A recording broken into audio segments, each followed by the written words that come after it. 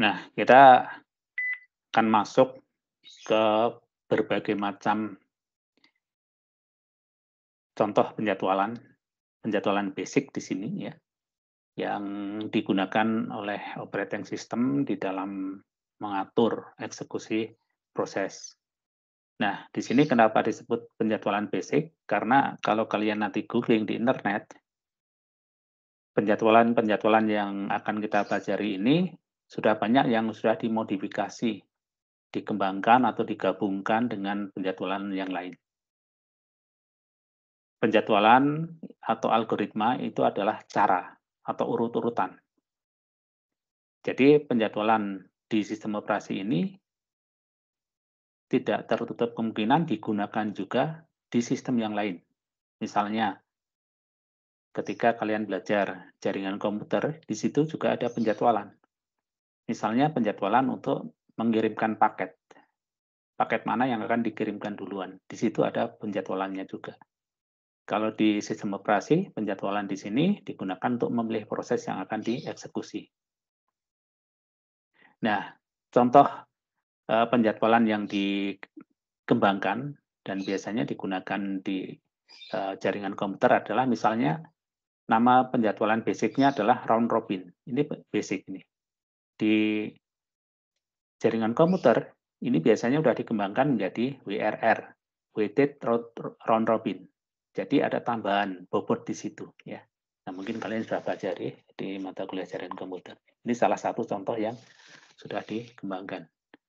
Nah, sebelum kita masuk ke beberapa jenis penjadwalan di sini ya. Ini ada beberapa, itu tidak seluruhnya kita pelajari di pertemuan ini.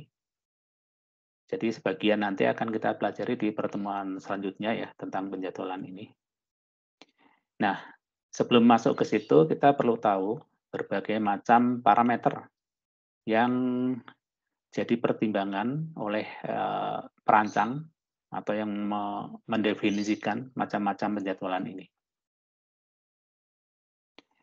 Ada 1, 2, 3, 4, 5 parameter yang digunakan nanti di dalam menentukan jenis penjadwalan tersebut.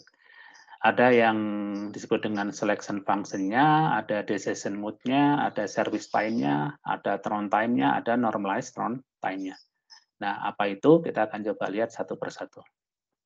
Yang pertama adalah selection function. Selection function ini maksudnya adalah bagaimana untuk memilih satu di antara sekian proses yang akan dieksekusi itu, caranya apa?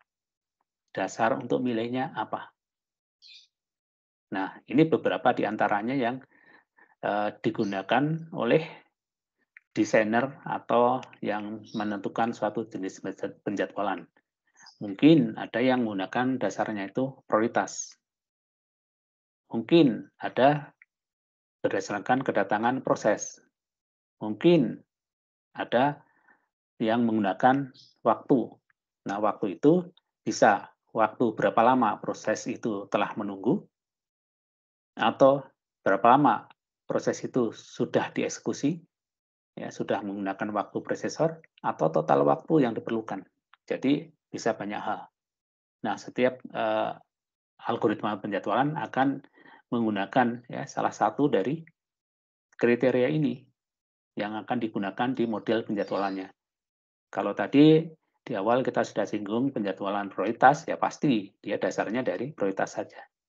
Tapi di penjadwalan yang lain, bisa saja dasarnya menggunakan parameter yang lain. Itu namanya selection function.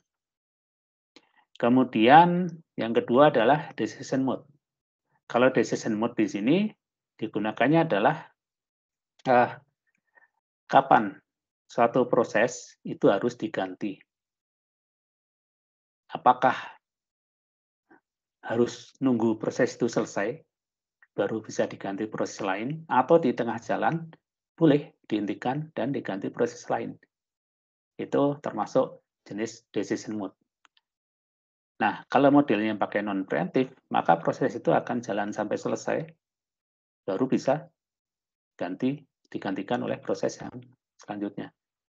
Jadi apapun yang terjadi, kalau proses itu sedang running, dia nggak boleh hentikan. Itu model non preemptif. Yang kebalikannya adalah model preemptif. Kalau preemptif, dia lebih dinamis.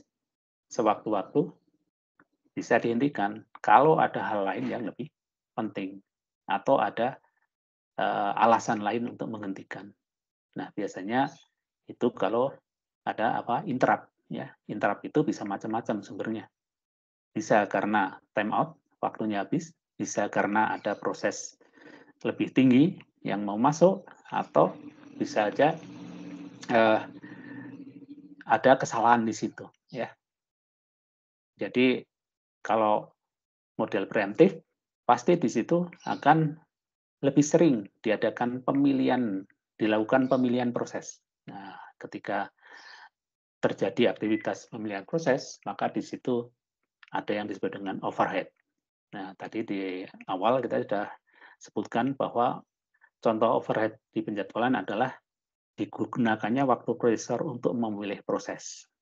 Untuk menjalankan dispatcher, itu artinya ada overhead di situ. Nah, berikutnya service time. Kalau di awal-awal tadi, ada yang disebut dengan response time, ada turnaround time, ada deadline. Ya. Masih ingat turnaround time itu apa? Ada yang masih ingat? Turnaround time.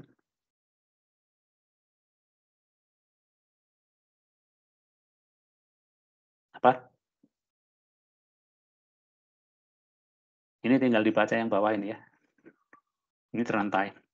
Total waktu sejak masuk sampai keluar. Nah, nama lainnya residence time, ya. Bisa juga dihitung dari waktu tunggu ditambah waktu eksekusi. Bisa juga dari finish time dikurangi arrival time, ya. Ini turnaround time. Kalau service time, apa service time? Service time ini adalah bagian dari turnaround time. Service time itu adalah waktu yang digunakan oleh proses untuk dieksekusi. Jadi seberapa lama dia dilayani oleh prosesor, itu namanya service time. Kalau dia sedang statusnya nunggu, tidak masuk service time di sini. Ya. Itu masuknya nanti di turnaround time. Kemudian ada yang disebut dengan normalized turnaround time, NTAT. Ini perbandingan antara turnaround time dengan service time. Turnaround time itu TR, service time itu TS. Nah, ini nanti biasanya digunakan untuk menilai kualitas suatu penjadwalan. Kualitas penjadwalan yang terbaik itu kalau nilainya 1. Jadi terkecilnya 1. TR per TS sama dengan 1. Artinya apa? Tidak ada waktu nunggu. Proses masuk langsung dieksekusi sampai selesai. Idealnya seperti itu. Jadi nanti kita akan melihat ya kualitas penjadwalan terhadap kasus yang diberikan. Oke, sejauh ini oke.